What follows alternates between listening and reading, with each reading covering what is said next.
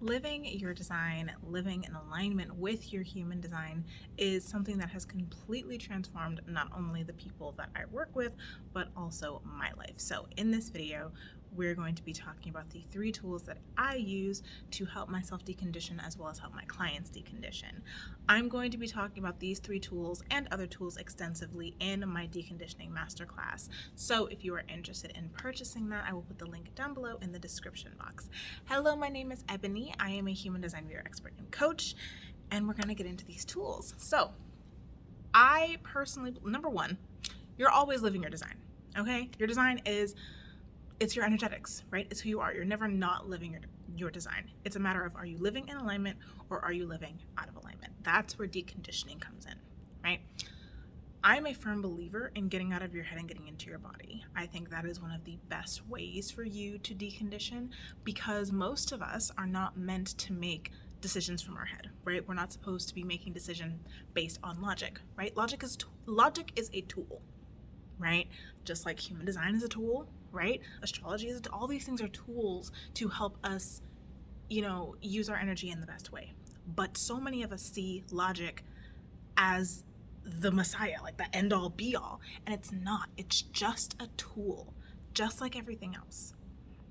And most of us are relying on logic far too much, and that's where we're getting pushed out of alignment. So these 3 tools that I'm going to mention in this video are going to get you into your body, which in turn will help you to decondition and start to live more in alignment with your human design. Number 1 is breath work. I started doing breath work about 3 years ago, and it's literally changed my entire life. Because the thing is, trauma and emotions are stored in the body. And our breath is one of the tools that we have that can literally help us regulate our entire physical body, right? We can slow our heart rate. We can there's so many different processes in our bodies that we learn to take control of when we start to take control of the breath, where we learn to breathe deeply, right?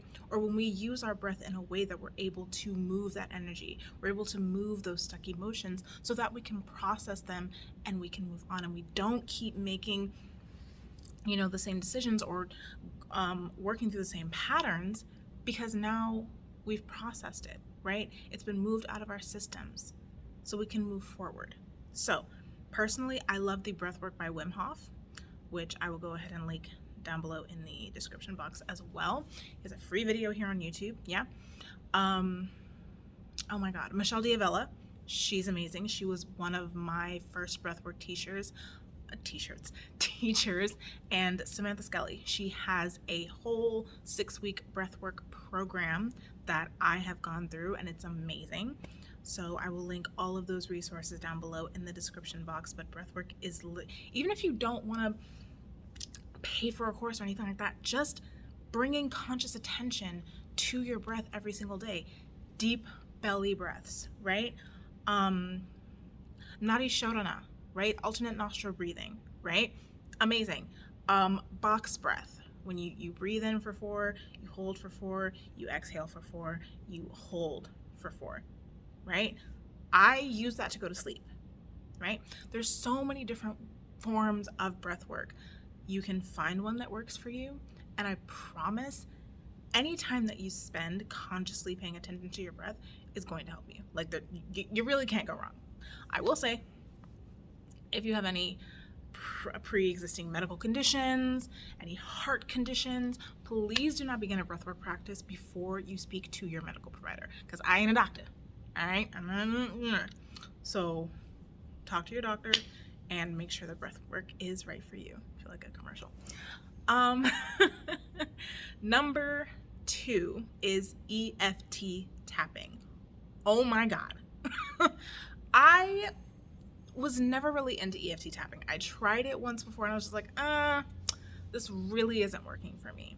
But Maria Henning, who is a phenomenal human design reader, she has some amazing courses. She's just amazing. She's phenomenal. She has a whole masterclass on using EFT. And she likes to apply it specifically to gene keys, but I personally use it for both human design and gene keys because it can be used for both. And the specific formula and system that I used, I actually learned from her.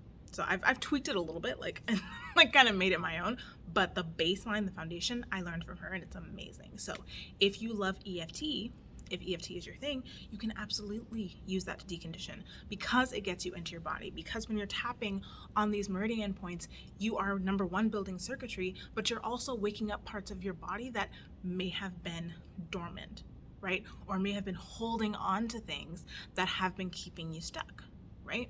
Like I mentioned before, getting into your body, moving that energy is a really big part of deconditioning. And EFT is a really easy way to do this, especially if you're super busy. Like, you don't have to spend an hour doing an EFT session.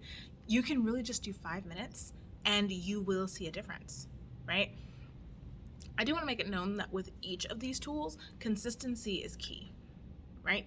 Deconditioning isn't something you do once and then, it's like, well, I'm cured, I'm all deconditioned now. Like, no, this is a process because these are really deeply ingrained patterns that we have. So it's going to take a little bit of repetition. It's going to take a little bit of conscious awareness, throughout your day to make sure that, oh, okay, let me make sure I'm following my strategy and authority and I'm not leaning on logic to make all of my decisions, right? So same with breath work, consistency is key, right? And then the last tool that I use every single day religiously is journaling. Now, I know I said one of the best ways to decondition is to get out of your head, get into your body, but the fact is our brains have a really big job, right? They are a part of our experience and we do use them a lot. So journaling is kind of like a bridge tool. Like, it's kind of in the head, but it's also in the physical, right? You're bringing the things in here and you're bringing them out. You're looking at them so they're not stuck up here. So when you're journaling something, right, and you're trying to talk through an identity shift, right, or a behavioral change, right? If you can look at it, if you can process it through writing, then you'll have that much more awareness of what's actually going on. You have given yourself space.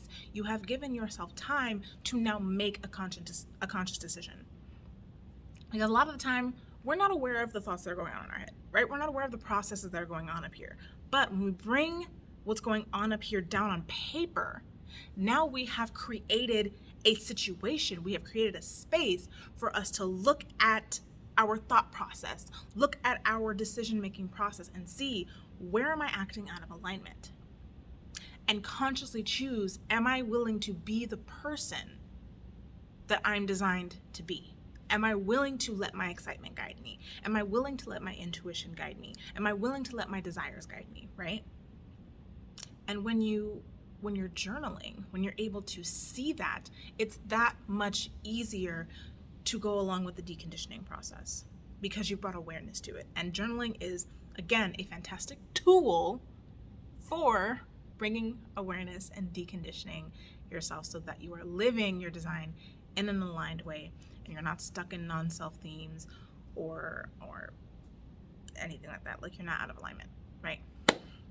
So I know that was a little bit brief, but I am so excited because I'm going to go so much deeper into all 3 of these tools and more in my deconditioning masterclass. So if you have not purchased it, I will go ahead and leave the link in the description box. I will also leave my Gates series in case you haven't seen it, and I will see you in the next video.